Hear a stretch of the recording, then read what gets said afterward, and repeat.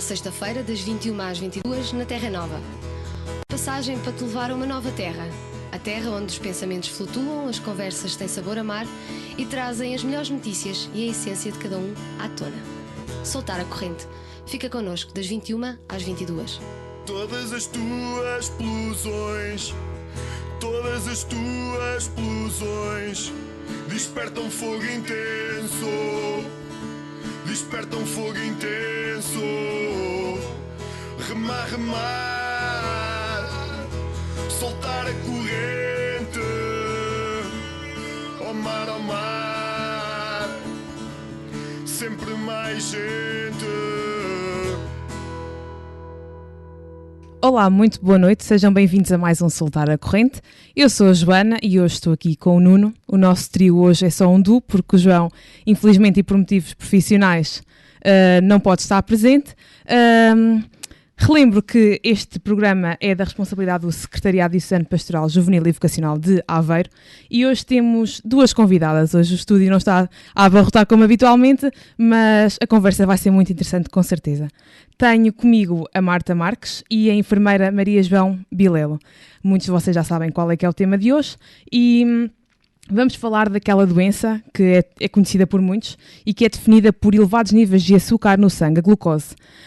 Neste Dia Mundial dos Diabetes, vamos então estar à conversa com estas duas nossas convidadas, numa conversa que promete ser bastante interessante. Vamos fazer só uma pausazinha para a música, é o Happy e voltamos já de seguida.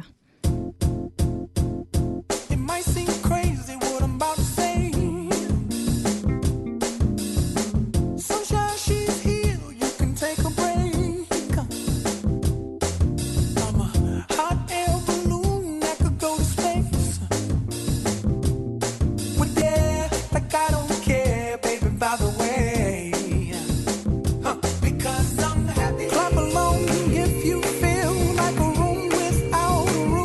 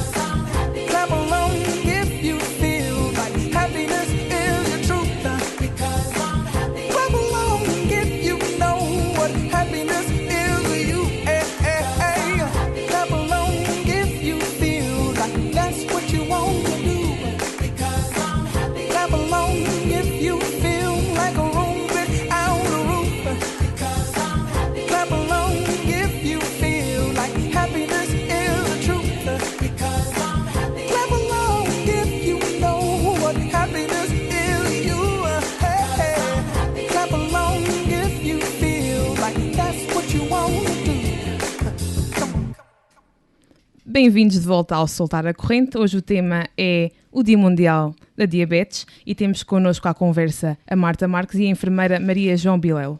A Marta, que é uma jovem que tem a doença da diabetes, e a enfermeira Maria João, que nos vai ajudar a discutir um bocadinho este assunto. E vamos começar pela pergunta fundamental, que é: o que é a diabetes? Sabemos que existem vários tipos. Gostaríamos que nos explicassem um bocadinho melhor cada um deles e como é que funciona esta doença. Começamos por mim, então? Ok. Então, a diabetes é uma doença crónica. Começamos já a falar disso desde já. Só para interromper, é a enfermeira Maria João. Exatamente. É uma doença crónica, ou seja, a partir do momento que a pessoa descobre que a doença lhe é diagnosticada, é uma doença que não tem cura, portanto terá que conviver com ela da melhor forma. Temos, os mais conhecidos são 3 tipos de diabetes, apesar de haver outros. Temos a diabetes tipo 1, que maioritariamente é conhecida numa população mais jovem, em crianças, em adolescentes e também em adultos e em idosos, apesar dos casos serem em menor número. Na diabetes tipo 1, o que é que acontece? O pâncreas, que é o órgão do nosso corpo que é responsável pela produção de insulina, que no fundo é o que vai degradar o açúcar no nosso corpo, o pâncreas deixa de produzir insulina. Umas das células do pâncreas, as células beta, são destruídas pelo sistema imunitário da própria pessoa e então o pâncreas, não tendo capacidade de produzir insulina, não há como reduzir os níveis de açúcar no organismo. Daí os níveis elevados de glicemia, que é o que se avalia com aqueles aparelhinhos com que todos estão familiarizados.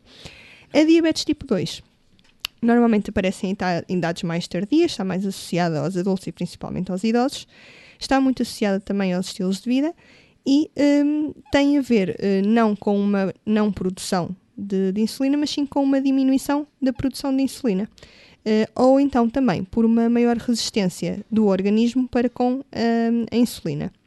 A diabetes gestacional acontece durante a gravidez, pode acontecer em senhoras que não sejam diabéticas ou nas que já são diabéticas, e há um descontrole dos níveis de glicemia, mais do que anteriormente. Além disso, após a gravidez, a pessoa pode deixar de ter diabetes novamente e não necessitar mais de fazer qualquer tipo de medicação. Mas não sei se a Marta quer falar um bocadinho da experiência dela neste sentido. Pois, eu sou diabética tipo 1. O diabetes apareceu, eu tinha 17 anos. E efetivamente não fiz nada para que isso me acontecesse e de repente tenho que tomar insulina, tenho que me injetar várias vezes ao dia. Não, no início era só uma e portanto, apesar de ser um bocadinho assustador, eu acho que não, do início foi um bocadinho assustadora, foi uma doença que é fácil entrar na rotina. Como outra qualquer, com uma hipertensão, temos na mesma que ter cuidado com o que comemos, temos de tomar os nossos medicamentos e apesar de ser por injeção, uma pessoa habituamos-nos a tudo e pronto, e é assim. E Marta, como é que descobriste que tinhas a doença e quais foram os principais sintomas e também para a Maria João, como é que se diagnostica a doença, quais são os principais sintomas? Comigo foi muito simples. Eu fui fazer análise ao sangue, sem sintomas absolutamente nenhuns, mas o açúcar estava um niquinho mais elevado do que era suposto. Então vamos repetir a análise.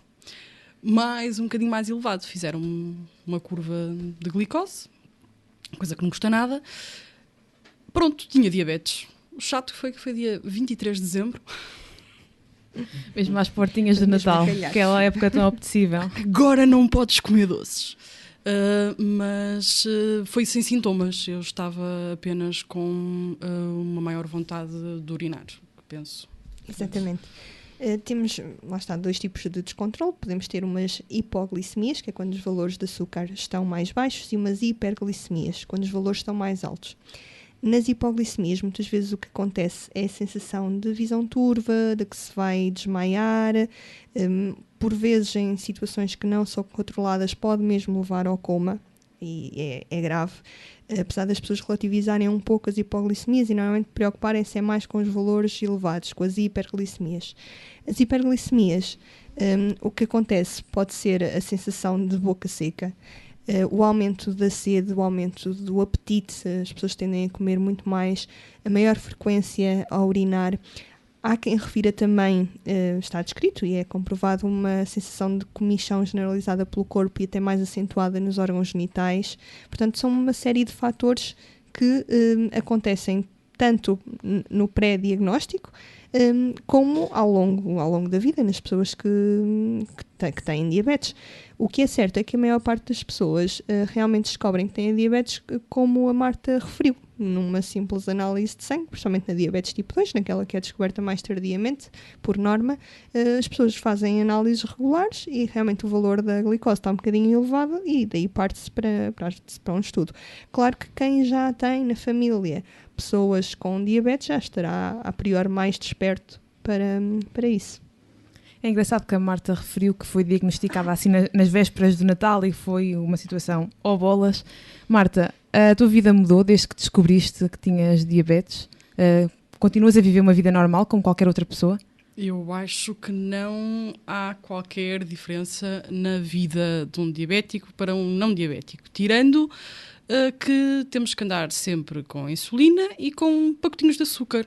Eu acho que a partir do momento que se tem diabetes, normalmente o tipo 1, que é o meu, a grande preocupação são as crises de hipoglicemia e não as de hiper. As de hiper será se nós formos muito mal comportados durante muito tempo. O diabetes, portanto, a glicemia sobe muito e nós começamos a ter sintomas de hiperglicemia. Mas as hipos são as crises mais perigosas, porque em alguns doentes, como é o meu caso, rapidamente deixo a valores muito baixos, sem sintomas, e o que é muito perigoso, porque uma pessoa consegue morrer de uma hipoglicemia e para morrer de uma hiperglicemia demora muito tempo. Portanto, todos os meus colegas no trabalho sabem que... portanto, e os sintomas eu acho que são muito específicos.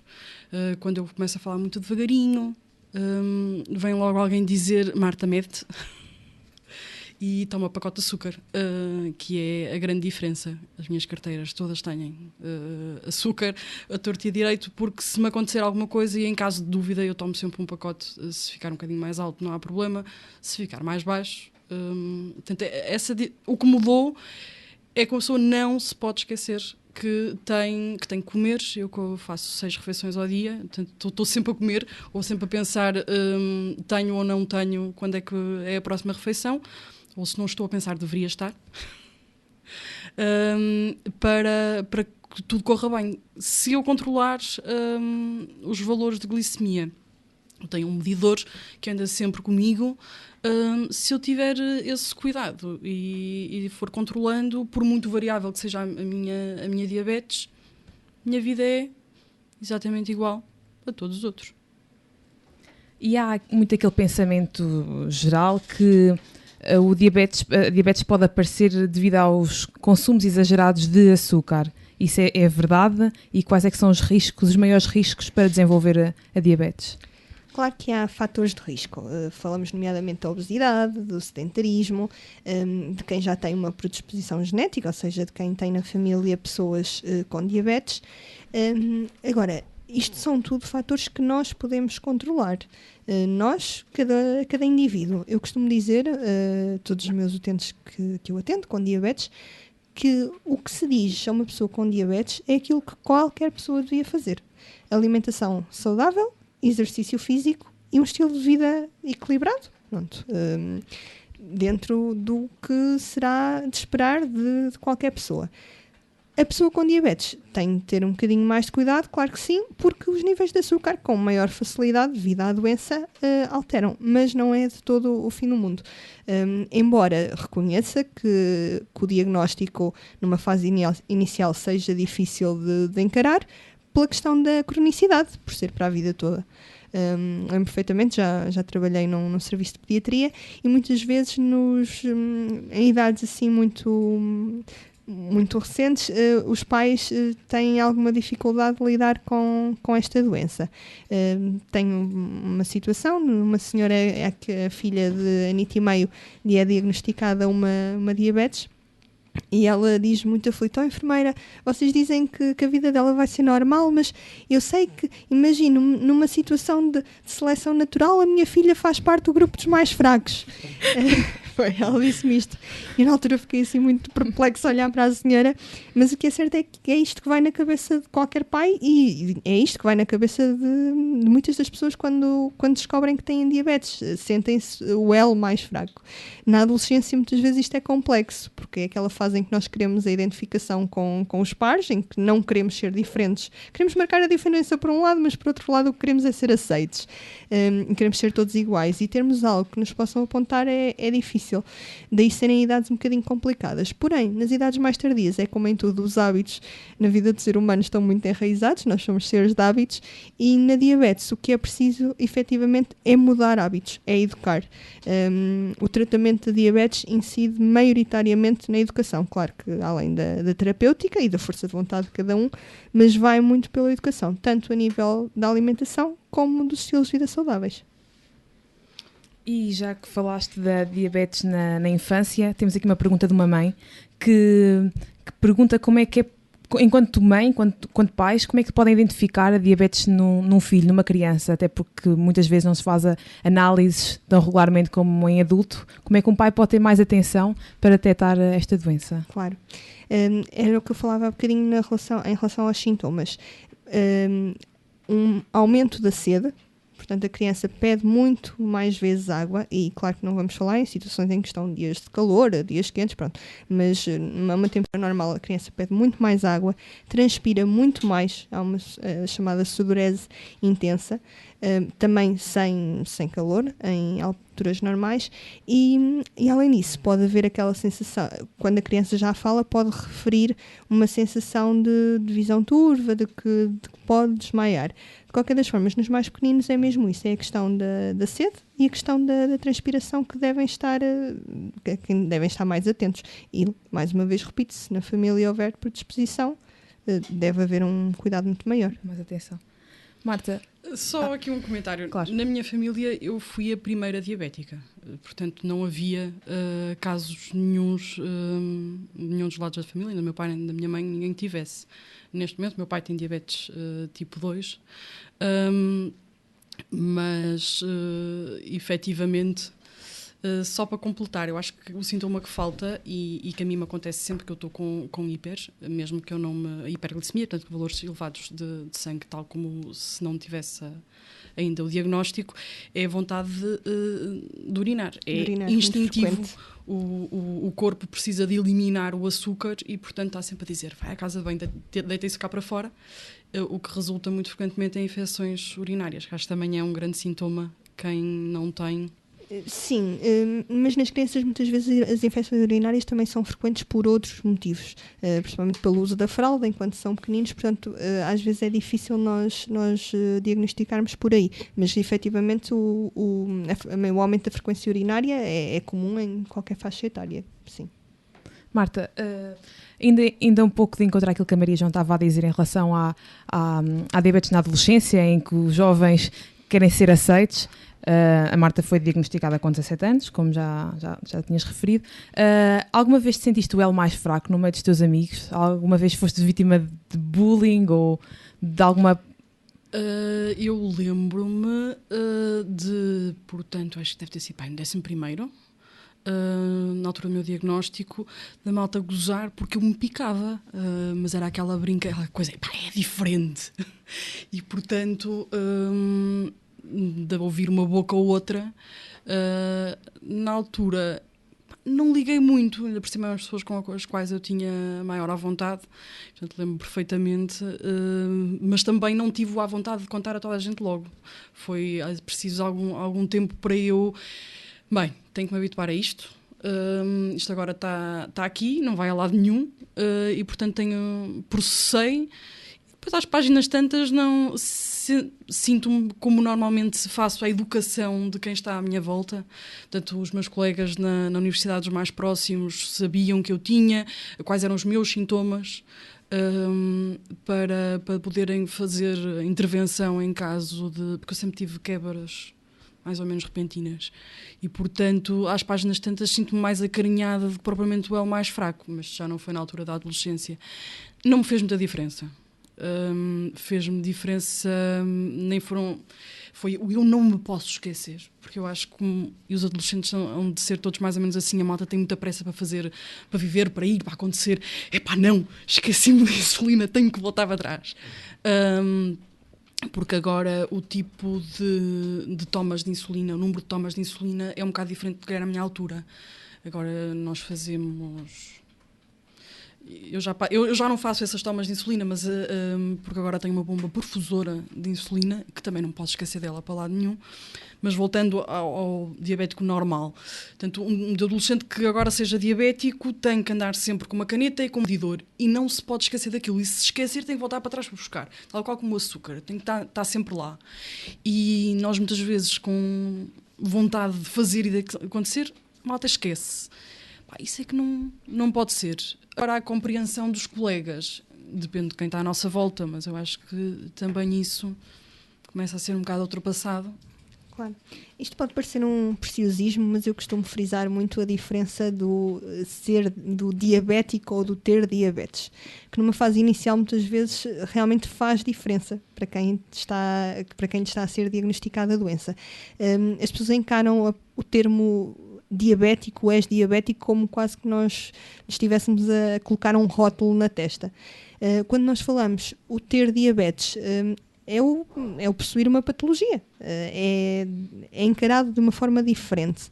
Além disso, também a questão do cuidar, que nós profissionais de saúde usamos muito, e a diferença também do cuidar a e do cuidar com.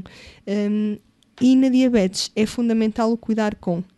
A diabetes é feita muito de negociação entre o profissional de saúde, que tem algum conhecimento sobre a doença, e sobre a pessoa que a tem e que, melhor que ninguém, se conhece a si mesmo, sabe como é que o seu corpo reage, tanto em caso de hipoglicemias como de hiperglicemias, e mais do que ninguém tem nas suas mãos o trabalhar a doença, porque como já falámos, quer dizer, por mais conselhos que os profissionais deem a nível da alimentação, de exercício físico, de alterações de estilo de vida, a parte da própria pessoa fazê-lo. Eu costumo dizer que não receito milagres, não é? Porque vai muito do trabalho do utente. E daí a questão de negociar. Muitas vezes funciona com os meus utentes por metas. As consultas têm uma periodicidade de 3 em 3 meses ou de 6 em 6 meses, e costumamos combinar, ok, então na próxima consulta vamos ter este passo, sei lá, vai beber 1,5 litro de água por dia, ou vai fazer caminhadas diárias de 30 minutos, vai reduzir os hidratos de carbono na refeição da noite, por exemplo. E vamos assim, pouco a pouco, caminhando para um equilíbrio, que é o que é procurado. Eu tenho uma negociação um bocado diferente. Portanto, eu agora tenho um regime de controle dos diabetes que é diferente, que é por bomba perfusora. Eu tenho uma bomba que está sempre ligada a mim e que está a simular o pâncreas. Em vez de estar a fazer as tomas de insulina a tentar simular o comportamento, eu tenho uma bomba em que cada vez que eu como, eu calculo quanta insulina é que vou precisar para compensar aquilo que estou a comer e digo à bomba, ora, compensa aí a maçã, o arroz. Isto exige algum conhecimento de quanto é que vale cada alimento. E eu fiz adotei a bomba, ou foi-me prescrita a bomba quando estava a preparar para ter um filho. E aqui sim foi a única altura em que eu me senti condicionada. Porque não tinha a mesma capacidade que a mulher normal para desenvolver, para ser o receptáculo daquela nova vida. E correu tudo muito bem. Porque tive todo o cuidado possível e imaginário para que o bebê tivesse um ambiente estável no que diz respeito aos níveis de glicemia. Mas foi aquela altura em que eu me sentia, agora gostava de poder fazer pausa durante 9 meses, mas também a minha experiência foi fantástica. Eu não sou acompanhada aqui no Hospital de Aveiro. Se fosse, acho que não tinha acesso à bomba perfusora. Sou acompanhada no Porto, que é de onde eu sou originária, e correu tudo fantasticamente bem. O sistema público funciona na perfeição nos casos anormais, como o meu, que é um caso normal, em que é considerada uma gravidez de risco. E eu lembro-me que a única coisa que me marcou quando me diagnosticaram foi a minha prima, que é médica, vira-se para mim e diz: Marta, agora até já podes ter filhos. E eu que estava a assumir aquilo, pronto, é uma doença, vou-me injetar, etc., apanho aquela bomba, até já podes ter filhos. Porquê? Isto é assim tão complicado. Passados muitos anos, quando comecei a pensar nisso, é um bocadinho complicado e há alguns perigos. Mas com força de vontade, tudo se consegue e, portanto, tudo correu muito bem do controle, do nível de controle. Agora, a nível da negociação com quem nos segue, eu acho que no tipo 1, no tipo 2 não sei, mas no tipo 1 quem é o nosso principal médico somos nós. Não há ninguém que reconheça os sintomas de hipo ou de hiper como nós. Não há, é preciso fazer os ajustes de insulina, que sou sempre eu que faço, eu controlo as minhas dosagens e, portanto, isto exige um certo conhecimento e dá-nos alguma margem para fazer a negociação. Claro. Bem, eu hoje vou comer uma nata. O essencial é que eu meça antes, meça depois, para verificar se consegui dar a insulina suficiente para compensar o disparate. Não pode ser todos os dias. Mas até o diabetes está para fazer os disparatezinhos, o disparatezinho do Natal, o disparatezinho do... E a negociação que eu faço comigo. Se eu me portar bem, estes dias depois já posso fazer um pequeno disparate. Agora, quanto melhor, o que eu sei, e tenho a certeza, é que quanto melhor eu me controlar, menos problemas eu vou ter. Quem é que já não ouviu falar das cegueiras, das amputações? Uma das coisas que mais me marcou foi eu tive um problema de saúde, não por descontrole dos diabetes, mas que influenciou os diabetes, e fui internada no serviço de endocrinologia. Ao meu lado estava uma senhora de 80 anos, ao qual iam amputar-me um pé. A senhora era impecável, mas marcou-me e para mim foi muito bom, porque o medo é muito bom conselheiro. E, portanto, quando eu estou a fazer as negociações comigo, a pensar como a nata, não como a nata, aquele tempo que passei com pessoas que tinham problemas mais graves, porque os diabetes tipo 2, descobertos tardiamente, mal acompanhados e etc., originam problemas bastante mais sérios e que se as pessoas que têm que viver isto uma vida toda, não só no final, se forem lembrando, eu não quero chegar ali.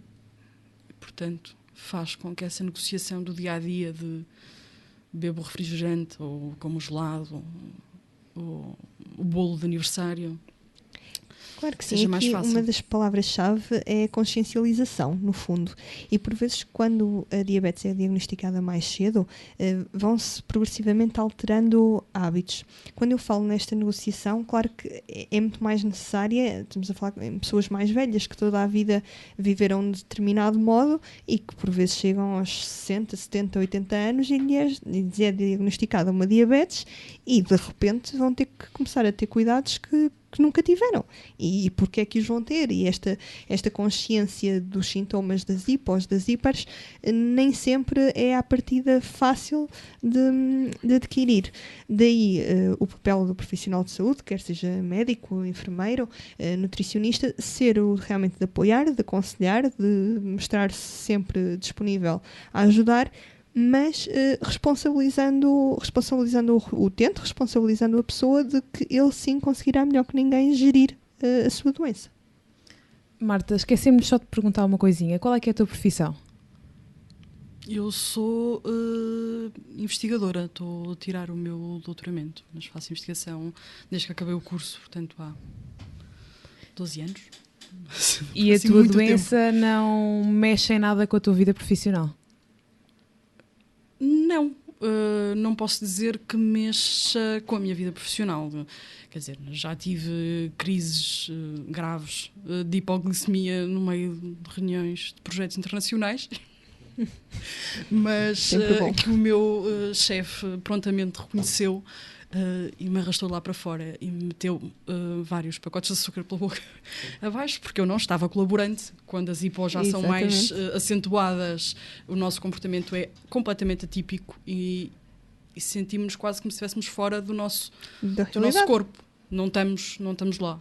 E, portanto, tirando incidentes desse género, que esse foi o mais grave, numa reunião em Espanha. Está cá para fora. Agora tens de tomar o açúcar. Mas lá está, é a sorte que pelo menos eu tenho, que no meu ambiente profissional toda a gente sabe Está consciente.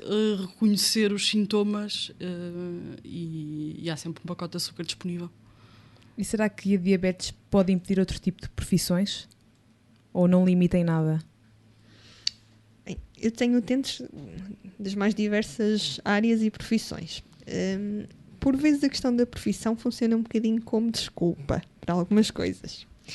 Porquê? Porque tenho sempre aquelas pessoas que me dizem: enfermeira, caminhar, correr, andar de bicicleta, mas eu já ando tanto o dia todo. Então, eu até trabalho nas obras, ou até trabalho no campo, eu ando sempre de um lado para o outro. É diferente, não é um exercício físico continuado. Claro que em qualquer uma das nossas profissões, seja mais ou menos sedentária, lógico que nos mexemos, quanto mais não seja para ir da secretária ao armário, buscar um dossiê. Mas o que é certo é que a queima calórica não é feita da mesma forma do que se diariamente caminharmos 30 minutos, corrermos 30 minutos, ou seja, o nosso metabolismo tem que queimar energia para metabolizar o açúcar, para libertar o açúcar através da transpiração, nomeadamente. E muitas vezes as pessoas refugiam-se nisso. Uma das profissões que normalmente refere muita dificuldade tem a ver com os camionistas, por passarem muito tempo sentados, nem sempre terem os hábitos alimentares mais corretos, porque comem muitas vezes fora de casa, e nem sempre é fácil, reconheço, em restaurantes, nós termos uma alimentação o mais adequada possível. O que é certo é que aqueles pequenos lanches que podemos trazer connosco, um iogurte líquido, um pacote de bolachas, maçãs de pão com queijo, o parar no restaurante e pedir uma sopa em vez de pedir um prato de bife com batatas fritas. Quer dizer, isto todos nós podemos fazer. Óbvio que temos de ter a compreensão, quem está do nosso lado, de entender que efetivamente em diferentes profissões, em diferentes áreas, há determinadas limitações, mas também temos que as contornar. Porque se até chegarmos a casa super cansados do trabalho e nem nos apetece nada ir andar meia hora, muito bem, nesse dia não andamos meia hora, mas no dia seguinte vamos caminhar, que isso não nos sirva de pretexto para não alterar os hábitos de vida, porque muitas vezes até há pessoas que me dizem: não tenho feito porque o tempo tem estado a chover muito, e depois até me dizem: sabe, mas é preguiça, porque eu até tenho uma bicicleta daquelas em casa, daquelas que nem é preciso sair do sítio. Pronto. Muitas vezes eu também passo por colocar uma televisão à frente da bicicleta e aí a coisa já funciona melhor. Por isso, é mesmo tudo uma questão de hábito. Penso que é uma das ideias que podemos reter, sem dúvida nenhuma. E além disso, é preciso, claro, muita força de vontade também por parte da pessoa. E a conversa está muito interessante, mas vamos fazer a nossa primeira pausa do programa e voltamos já a seguir à conversa com a Marta e com a Maria João. Até já! Yeah, I've walked through dangers, I've talked to strangers, but they didn't understand. When the world seems senseless, it's me and you against them, and I love you, 'cause you know who I am. All you dreamers keep dreaming, let those dreams rise into the light. Go find someone who loves you to live those dreams through. Don't you go and get swallowed by the night. I've walked the stages, I've read the pages, and never reached the end.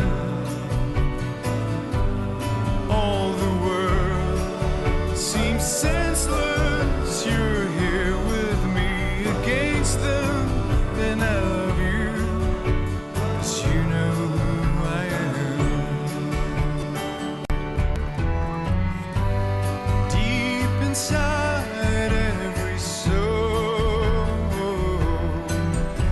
There's a sadness on the verge of climbing through. Now don't you try and fix it. Why would you do that? How beautiful when sadness turns to song.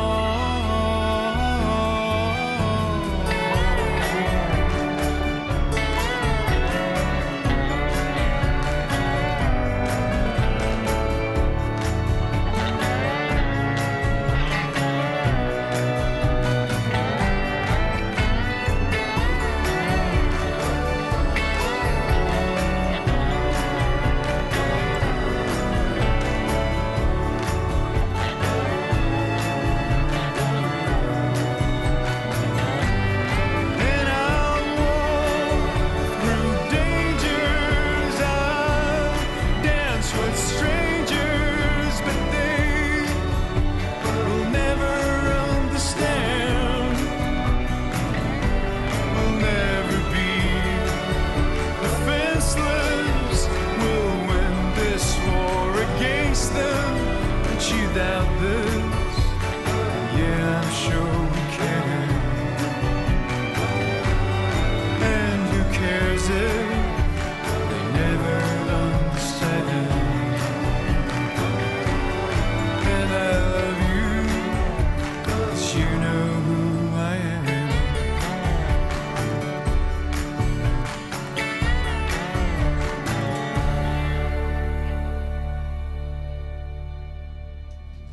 Bem-vindos de volta ao Soltar a Corrente. Hoje estamos à conversa com a Marta Marques e com a enfermeira Maria João Bilel e estamos a falar sobre aquela doença, a diabetes.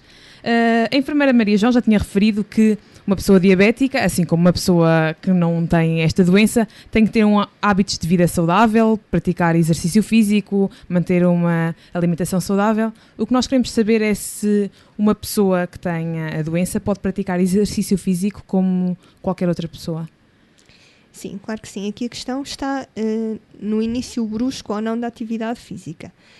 Há pessoas, isto é como em tudo, há pessoas que são, que é muito difícil acatarem os conselhos que nós lhes damos, há outros que seguem à risca e sabem hoje que têm diabetes e que têm que fazer exercício físico, mesmo que há 2 anos que não corram, amanhã vão se pôr a correr 50 minutos.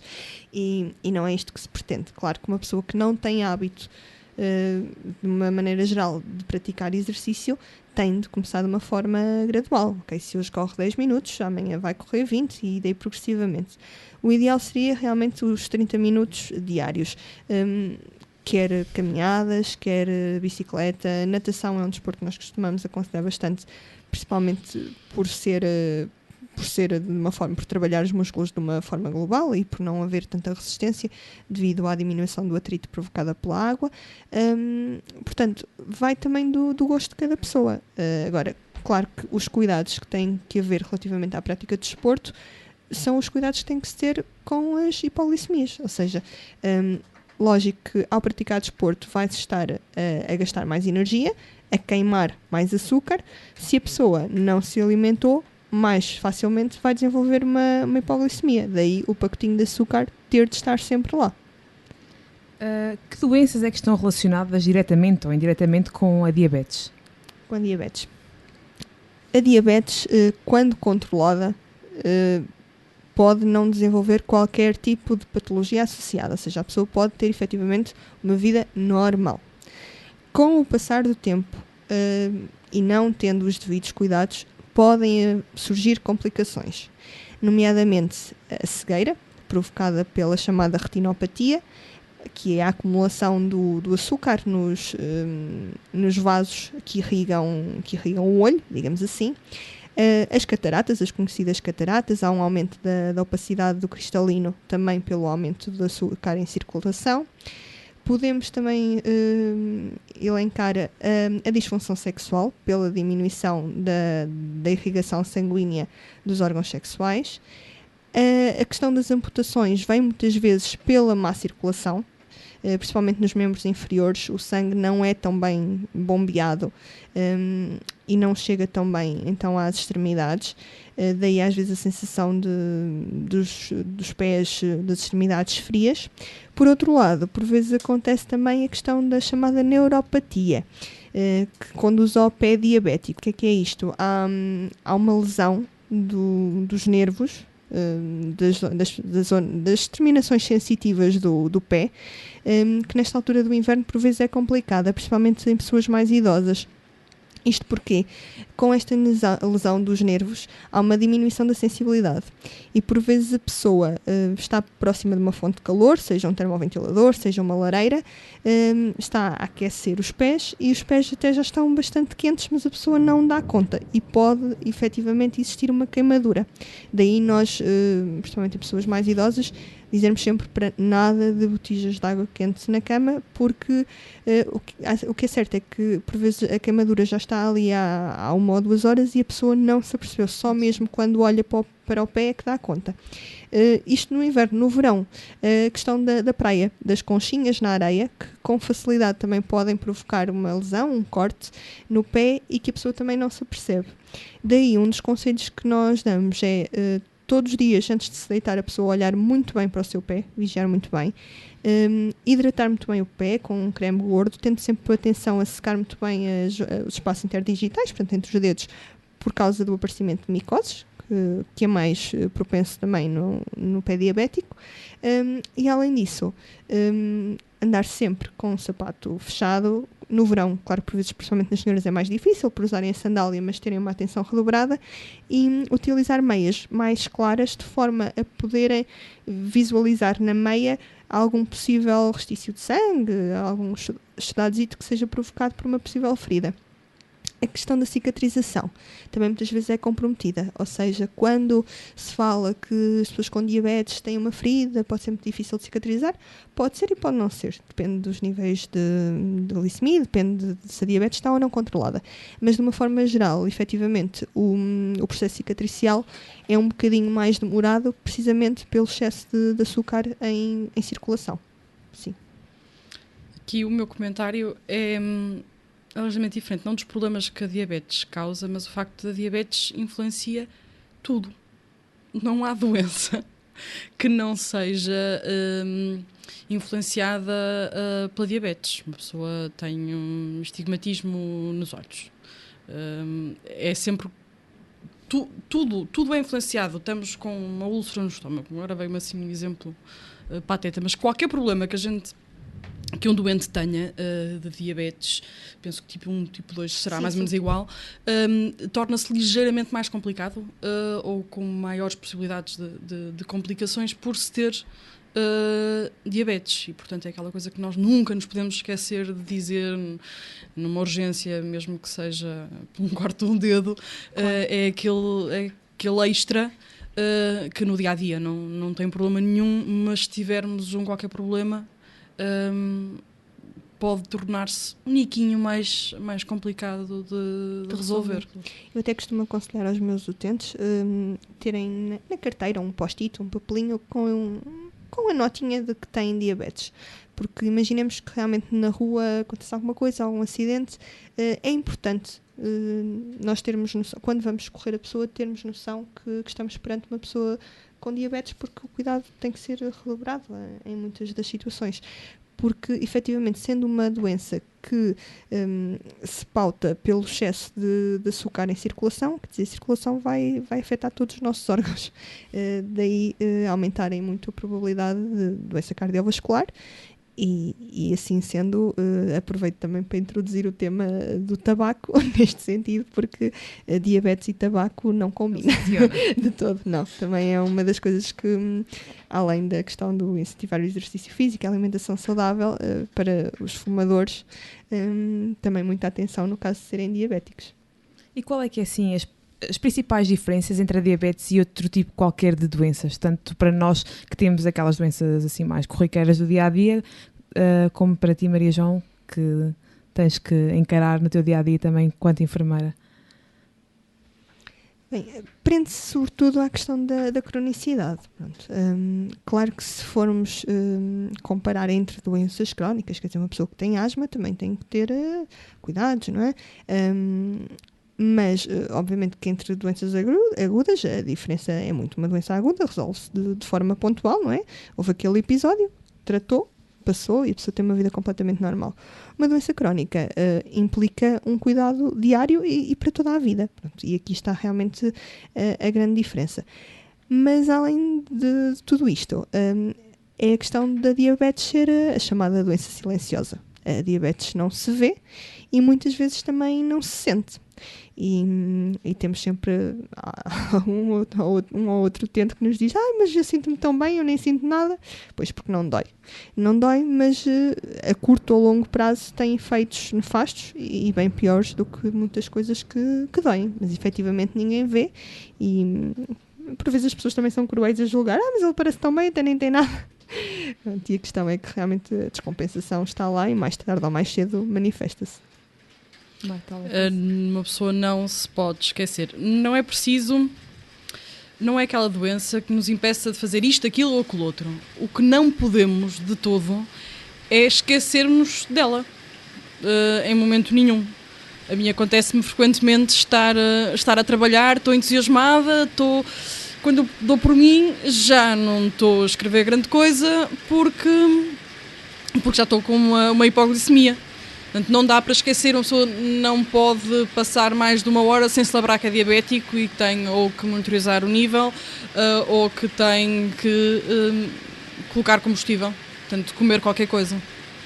Eu acho que hoje o programa vai durar até às 11 ou à meia-noite, porque ir lá para fora não é muito apetecível. Não sei se vocês aí em casa estão a ouvir a chuva, mas está muito assustador. Está assim, está mal. E vamos... Isto está mesmo mal hoje. Vamos tentar arranjar aqui umas histórias mais engraçadas para aligeirar aqui o ambiente. Marta, Maria João, tem assim alguma história mais caricata que nos queiram contar e partilhar connosco? Que tenham tido... Olha, querida, pronto, vou bater outra vez na tecla da educação, que por vezes realmente é difícil de educar. Numa consulta de diabetes, não há muito tempo, em que a senhora fazia o maior número de asneiras alimentares que vocês possam imaginar. Desde passar várias horas sem comer, a comer comidas mais gordas. Muitas vezes, quando falamos na questão da sopa e da sopa de legumes, não estamos a falar daquela sopa da pedra, não é? Com os ossinhos e com a carne de porco e com as orelhas. Muitas vezes as pessoas associam a sopa a isso. E então, depois de dar vontade de uns 30 minutos, eu batalhar com a senhora na alimentação, ela continua a insistir que o que lhe estava efetivamente a fazer mal era o copo de leite que ela bebia de manhã. Porque toda a vida dela nunca tinha comido nada de manhã e agora tinha-na convencida de ter que tomar pequeno almoço e era o leite que a estava a engordar, era o leite que lhe estava a aumentar a diabetes. Pronto, depois de eu pensar que a senhora já estava convencida que efetivamente não era por aí, eis que sai do meu gabinete, chega à sala de espera e muito convencida das suas palavras, começa a avisar todos os outros utentes com diabetes que eu tinha na sala de espera que não bebessem leite, porque o leite sim aumentava em muito a diabetes. Há vários episódios assim caricatos. Assim deste género, caricatos. Também me aconteceu não há muito tempo um senhor já com uma certa idade, quase 90 anos, que vai à consulta acompanhado pela filha e que a filha é muito preocupada com o pai, com a questão da importância dos lanches, que era meio da manhã, que era meio da tarde, para não ficar muitas horas sem comer, porque a maior parte desta população assim mais idosa não foi toda habituada a fazer lanches. As pessoas com mais idade muitas vezes fazem 2 refeições dia, o almoço e o jantar, e passam muitas horas sem comer, e daí nós insistimos na necessidade de fazer refeições regulares. E então a filha diz-me que já até tinha, inclusivamente vinha das compras e que lhe dava como pau todos os dias à tarde, porque o sumo, ele gostava muito do sumo ao lanche, e o senhor dizia: mãe enfermeira, mas eu não gosto nada que aquilo é tão doce. E eu, pois, com pau e ali uma bomba de açúcar, todos os dias à tarde. Assim como também uma das perguntas que nós nas consultas fazemos tem a ver com os hábitos a nível da ingestão de bebidas alcoólicas, porque o álcool também tem açúcar. Muitas vezes esquecemos-nos disso, mas a verdade é que tem, e quando metabolizado o açúcar está lá. Mas prefiro, sem dúvida, que bebam um copo de vinho à refeição do que bebam uma Fanta ou uma Smol, passa publicidade, porque efetivamente o sumo contém muito mais açúcar do que o copo de vinho. E então muitas vezes quando eu pergunto, então, bebe alguma bebida alcoólica? Não, enfermeira, lá em casa só se bebe sumo, só sumo, mais nada. Pronto. Lá temos que fazer a explicação. Pronto, há assim uma série de situações pontuais que vão acontecendo no dia-a-dia. Mas penso que a Marta também poderá ter algum... Histórias engraçadas, não me estou a lembrar de nenhuma. Eu tive... Portanto, eu tenho desde os 17, eu já tive diversos internamentos por consequências. Aquele problema que eu tive, que eu nunca achei que era diabetes e que me deu direito ao internamento de uma semana... foi bebi uma água das pedras, limão, que nunca mais voltei a beber na minha vida porque fiquei vacinada, e comecei a vomitar. Então estava eu de férias em Lisboa e começo a vomitar. Passei 2 dias a vomitar. Depois eu estava a fazer um pé por casa de amigos no passeio. E quando dou por mim estou a entumar, já estou desesperada, já não sabia o que é que eu havia de fazer, eu não conseguia, eu ia medindo os níveis de glicemia e comia mais a nível de pacotes de açúcar para conseguir manter aquilo mais ou menos nivelado. Eu não tinha bomba perfutora, era mais difícil de controlar. Sei que quando dou por mim estou internada durante uma semana porque tive isto, entra em loop. É das tais coisas, ninguém diria, uma má disposição e dá direito a uma semana de internamento no serviço de endocrinologia por descontrole dos diabetes, mas porque lá está, influencia tudo. Efetivamente. Mas não... Assim, engraçado, só tragicomédias. Que se calhar ficam para uma próxima. Estamos já a entrar na reta final do nosso programa. E uma perguntinha mesmo para terminar, assim muito brevemente. Que conselhos preventivos é que nos podem deixar e para todos os que nos estão a ouvir em casa? E vai ainda na sequência das histórias engraçadas, talvez. O ano passado estive numa formação sobre diabetes. E em cada altura fizemos diversos workshops e num deles estávamos cerca de 30 pessoas, entre médicos e enfermeiros. E o formador pede-nos para nos colocarmos todos de pé e, entretanto, vai fazendo diversas perguntas sobre os nossos estilos de vida, sobre os nossos hábitos alimentares, sobre os nossos hábitos de exercício, e pede que cada pessoa que não cumprisse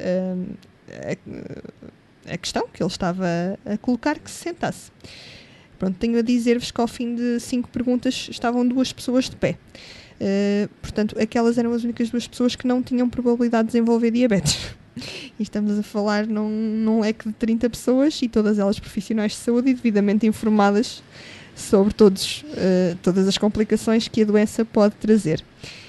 Daí ficar a mensagem que qualquer um de nós pode efetivamente vir a desenvolver diabetes. É muito fácil, é só não nos cuidarmos. A obesidade é um fator de risco.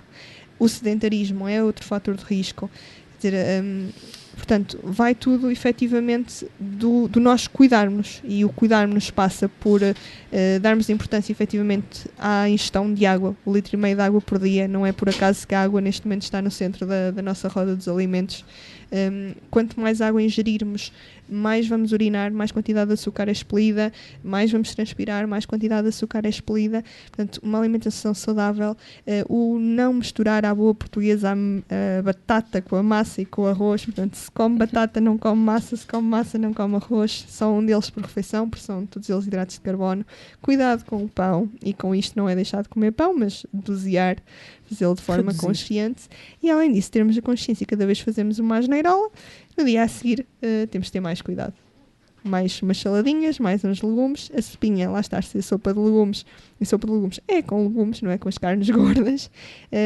Dar especial importância às carnes brancas, às carnes magras, o frango, o peru e o coelho, ao peixe, que faz muito bem também. E pronto, não há segredos. No fundo, não há segredos. É comer de tudo, um pouco de tudo, várias vezes ao dia, de uma forma equilibrada e, claro, praticar exercício e não passar muito tempo sentados ao computador e ir dar uns passeiozinhos quando o tempo permite. Alguma recomendação, Marta, muito brevemente? O que eu achei mesmo piada é que aquilo que acabaste de dizer são conselhos de vida saudável. Isto claro. não há...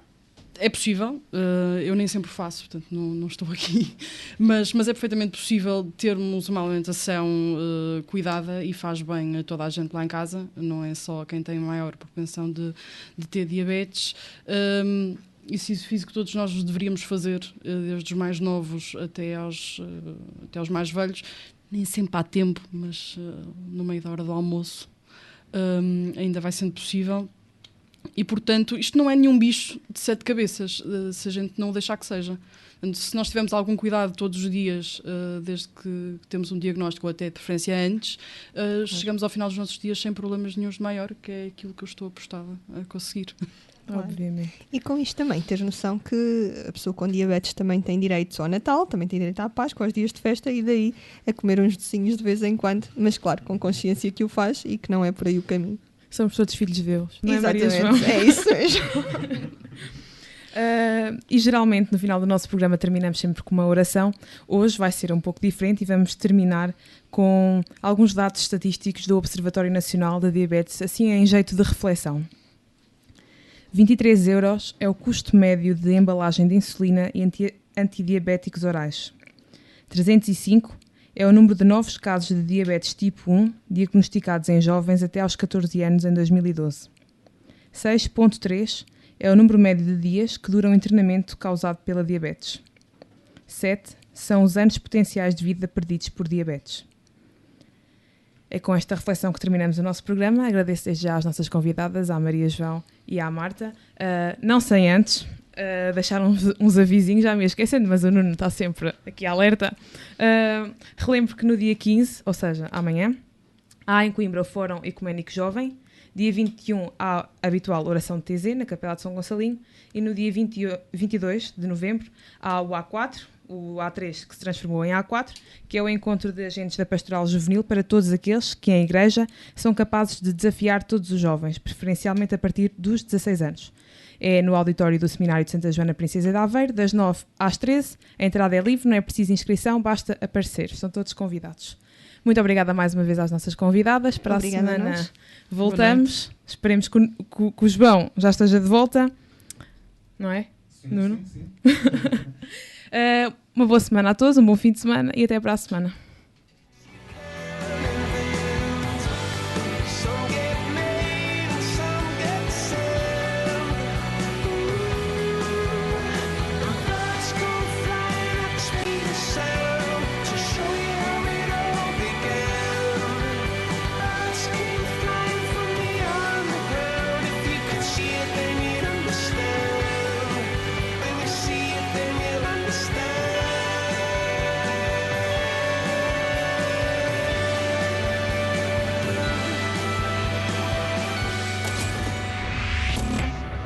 O seu agente Renault no Conselho de Ilhavo, Pia Malto.